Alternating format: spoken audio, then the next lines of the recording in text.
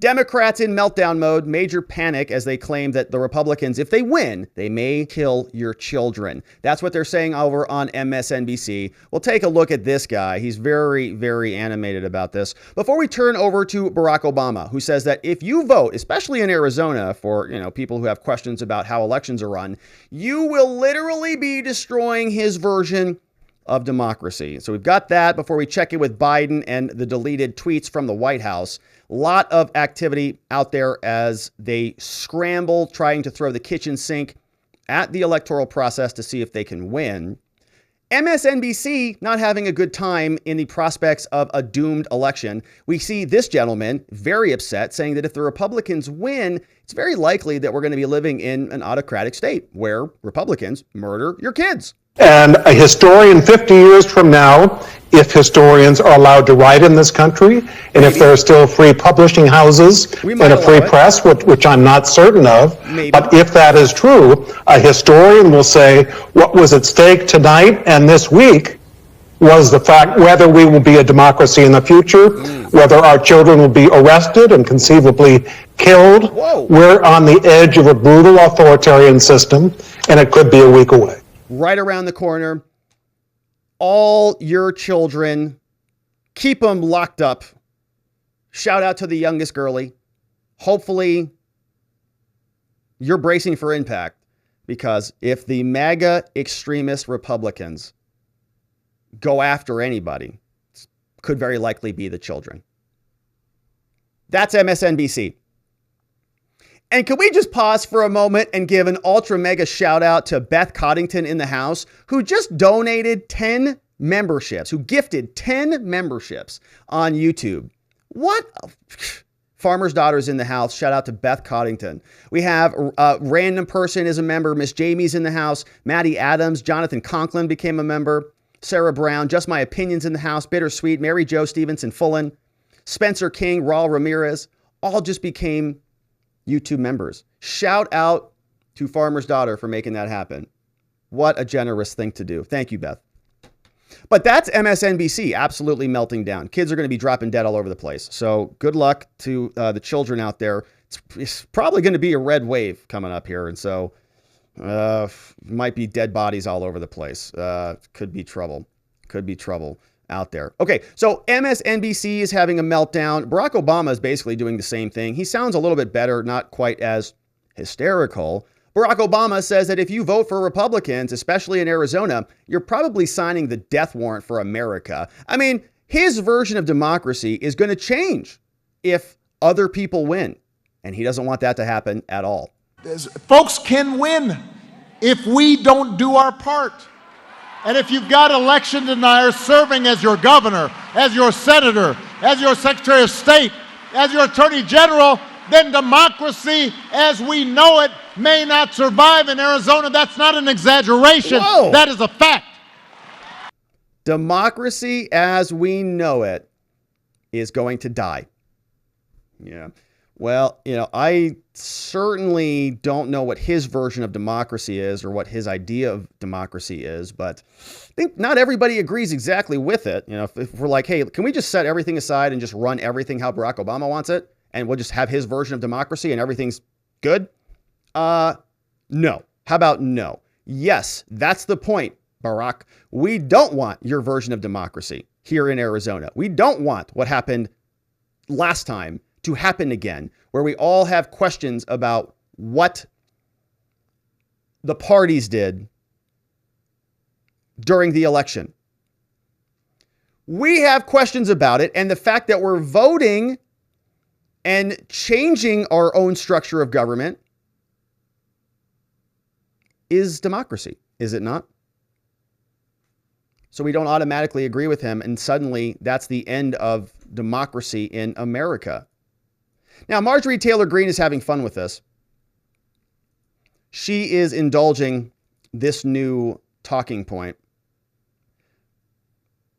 When asked about what her speech is going to cover at a rally with Donald Trump, Marjorie Taylor Greene fully endorses the destruction of democracy meme that the Democrats are using to try to eke out a victory in the elections.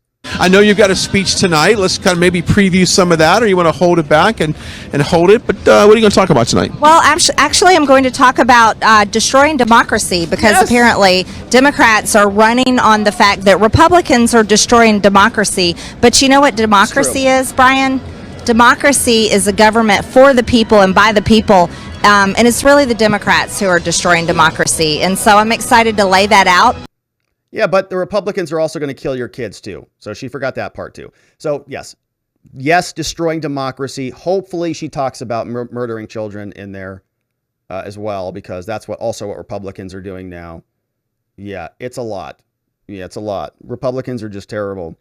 But isn't that what we do here? I mean, I thought, Marjorie, we're going to talk about destroying democracy. It's like, hello.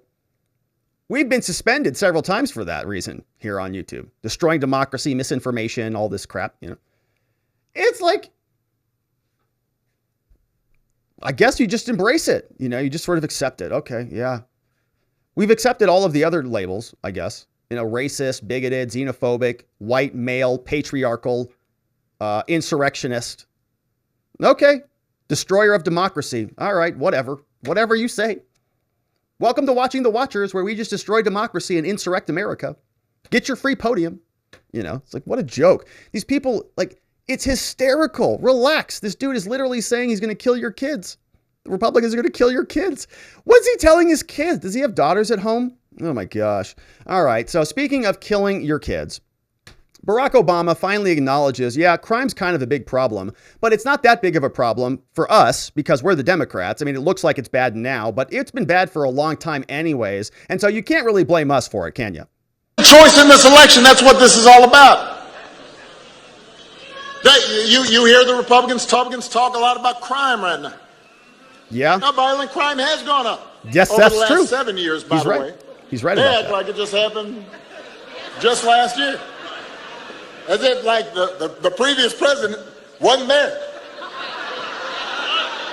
And by the way, it didn't just happen in so-called blue states. Turns out it's gone up in conservative rural states too, where Republicans are in charge, but they don't mention that in the ads. So here's the question: who will fight to keep you and your family safe? I don't know. Police, probably. Police, maybe. Law enforcement. Law enforcement. I mean, ordinarily, right? That his party wanted to defund. Yeah, that's traditionally who you look to. Not the organizations that release everybody out on the streets and sort of reform the policies that cause a lot of the crime. But all right. So that's the president, former president, saying that Republicans are causing the crime, even though they've been in charge of everything for the last 2 years. Strange ordeal.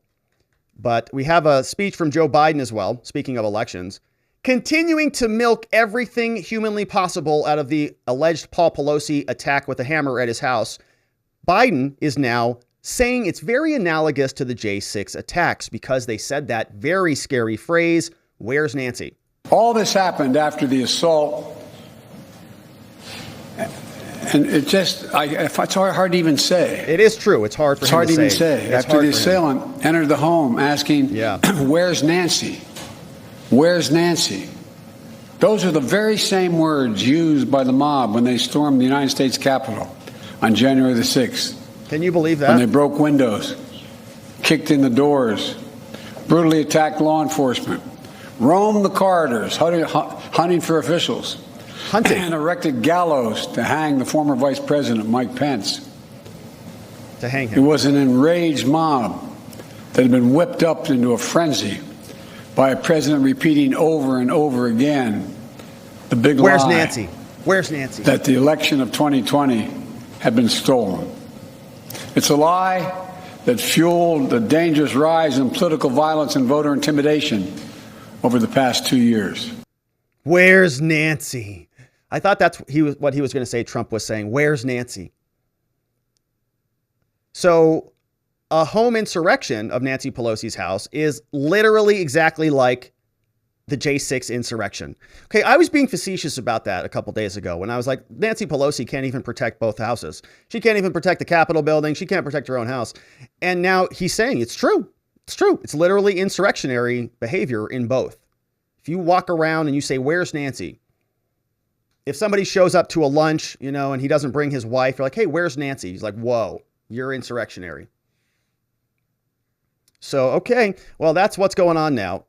Two things completely unconnected, seemingly connected for political purposes. That's what we've got out of the White House. Now, you may have seen this previously. The White House actually posted a tweet that looked just like this, because this is a screenshot of it. They said that seniors are getting the biggest increase in their Social Security checks in 10 years. Why? Through President Biden's leadership. Wow, that's amazing. President Biden's a great leader. Unfortunately, the White House had to delete the tweet because it made them look like a bunch of idiots.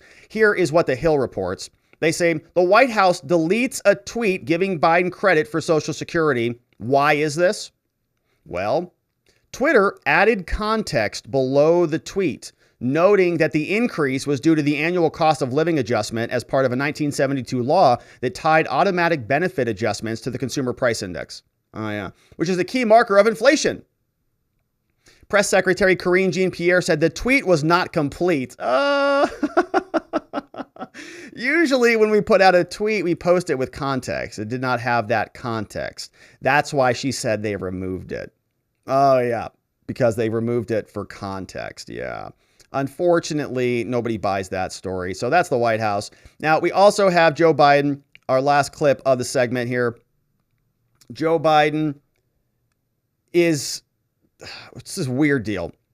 The president is supposed to deliver messages of hope and optimism. The country can do anything, anytime, anywhere if we set our minds to it, unless it's counting election votes. That takes some time. President Biden acknowledging we've got to be patient for some reason. We want Americans to vote. We want every American's voice to be heard. Now we have to move the process forward. We know that more and more ballots are cast in early voting or by mail in America. Okay. We know that many states don't start counting those ballots until after the polls close on November 8th. That means in some cases we won't know the winner of the election for a few days, until a few days after the election. Okay. It takes time to count all legitimate ballots. Why are you telling us this? In a legal and orderly manner. Why are you telling us that, Joe? Does anybody have a problem with counting the votes? Very curious. Very curious. It's kind of like, it reminds me of those people that you have meetings with or group projects with, and they preface the fact that they didn't do their homework with a stupid statement like this. There's a lot, it's going to be good. Like, it's all going to work out. It's all going to be fine. It's going to finish. I'll get it done, but I just couldn't do it because of this. And there's extenuating circumstances. So very strange. Now, it seems bizarre that we have to constantly live in a state of flux about what the results are of our elections, but maybe that's just by design. Democrats in panic mode. Of course, the election is right around the corner. We will continue to cover it. Thank you for hitting that like button for us before you get out of here, and I look forward to seeing you on the next one.